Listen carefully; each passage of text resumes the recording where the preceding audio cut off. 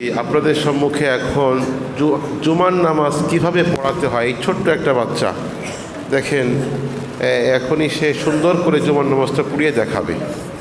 তার মানে আমরা এটা বোঝাতে চাই যে ইসলামে যে বেসিক বিষয়গুলো আছে, জুমার নামাজ, জানাজার নামাজ, 2 রাকাত নামাজের মাসালা, দোয়া, একটা ছোট বাচ্চাই একেবারে 6-7-8 বছর বয়সেই সে কমপ্লিট করে ফেলতে পারে।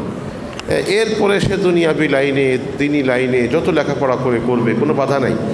কিন্তু 7-8 বছরের মধ্যে মোটামুটি সে ইসলামিক বেসিক বিষয়গুলো তার শেখা হয়ে যায়। এটাই খুবই দরকার। তো সময় কম, আর আগে একটা কথা বলে রাখি, জুমার নামাজ পড়তে পড়তে দেরি হয়ে যাবে।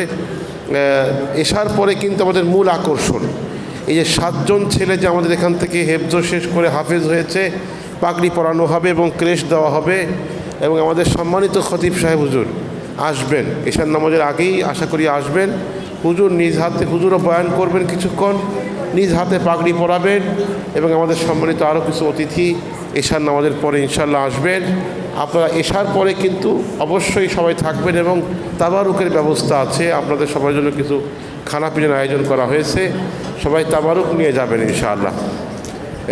এখন জুমার নামাজ শুরু হচ্ছে। জুমার নামাজ পড়াচ্ছেন যারা, তাদের নাম বলি আমি একবার।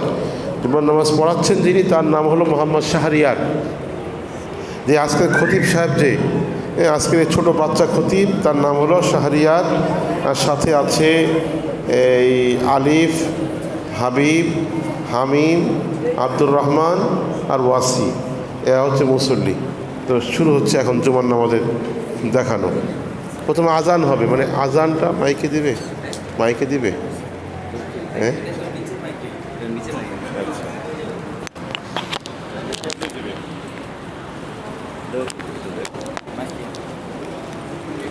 আল্লাহু আকবার, আল্লাহু আকবার, আল্লাহু আকবার, আল্লাহু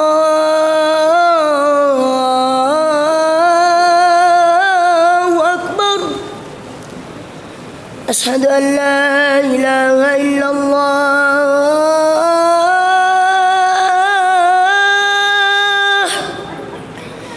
আশহাদু আন লা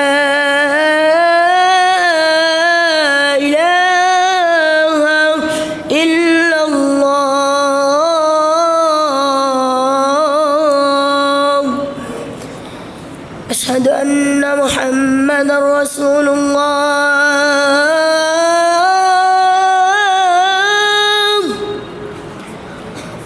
أشهد أن محمدا رسول الله، حي على الصلاة،